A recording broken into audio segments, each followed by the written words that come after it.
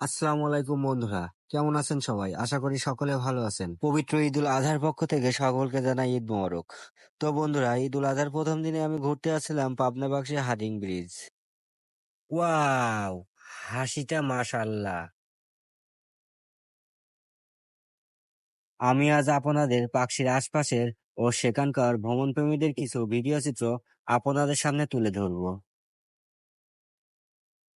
তো বন্ধুরা, যারা আমার এই ভিডিওগুলা দেখবেন, অবশ্যই ভিডিওগুলা যদি ভালো লাগে তাহলে লাইক শেয়ার কমেন্ট করে পাশে থাকবে।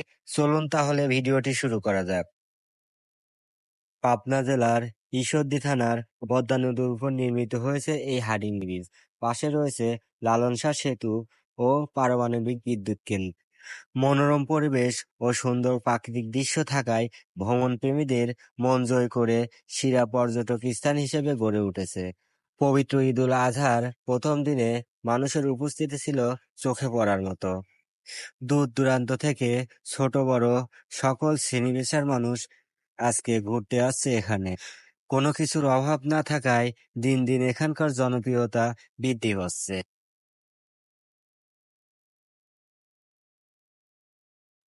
এই যে আপু, দেখে শুনে হাঁটেন, এখনই তো পরে মাথার হাড্ডি গুড্ডা সব ভেঙে যাচ্ছিল, ও মা গো।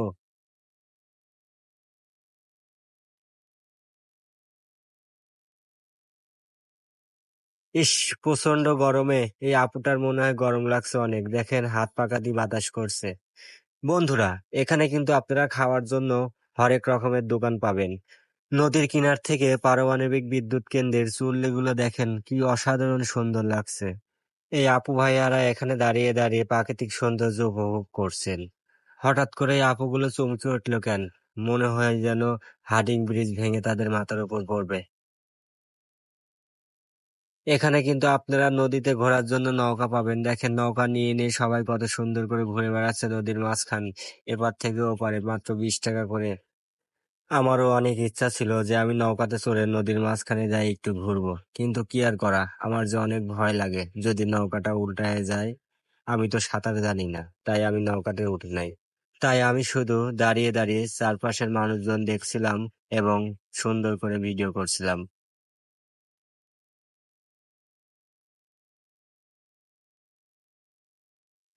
প্রচন্ড গরমে এই ছোট আপুদের এতটাই তৃষ্ণা পেয়েছেন, দেখেন সবাই লেবুর শরবত খেয়ে তাদের তৃষ্ণা মিটাচ্ছে। এখানে আবার আমার এই বড় আপুরা সেলফি তোলাই ব্যস্ত। এই আপুগুলা যদি আমাকে বলতো যে ভাইয়া একটা সেলফি তুলে দেন, তাহলে অবশ্যই কিন্তু আমি সেলফি তুলে দিতাম। তাদের এতটা কষ্ট করতে হতো না। মাশাল্লাহ। প্রচন্ড গরমে সেখানে ঘুরতে ঘুরতে আর ভিডিও করতে করতে আমারও অনেক তৃষ্ণা পাইছিল, তাই আমিও এক গ্লাস লেবুর শরবত খেয়ে নিলাম। আমার লেবুর শরবত খাওয়া দেখে আমার এই আপুগুলাও আমার সাথে লেবুর শরবত খাওয়া শুরু করলো।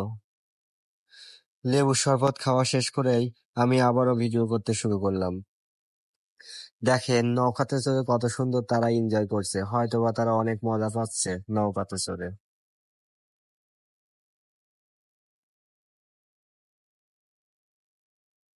এই আপুর চোখে মনে হয় পোকা গেছে, তাই টিস্যু দিয়ে তা পরিষ্কার করছে। হয়তোবা আপুটি পানি খুঁজতেছিল যাতে করে সে তার চোখটি ধুয়ে নিতে পারে, কিন্তু নদীতে যে এত পানি টলমল করতেছে সেদিকে তাদের খেয়ালে নাই। তারা শুধু হেঁটেই যাচ্ছে, হেঁটেই যাচ্ছে।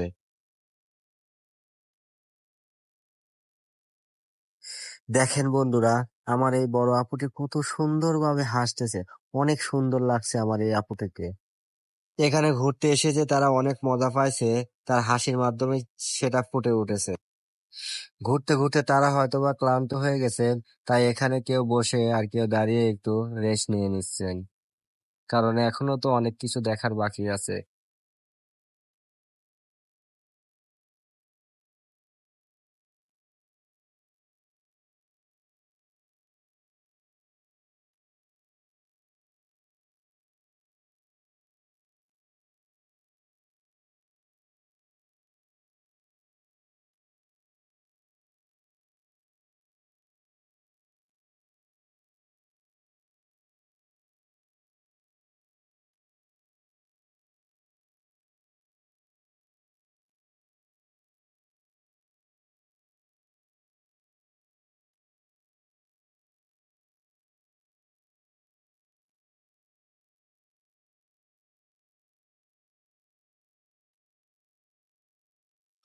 ও ভাই, যেদিকে তাকাচ্ছি শুধু ওয়াও আর ওয়াও, ওয়াও আর ওয়াও। এই জন্যই তো বলি রে ভাই, পাকশি যে ভিউ, সানলাইট ফর ইউ। তাই এখনই দেরি না করে, মিট যদি না করতে চান, চলে আসুন আমাদের পাকশিতে আর মনোরঞ্জন করে যান সুন্দর প্রাকৃতিক দৃশ্যের মাধ্যমে।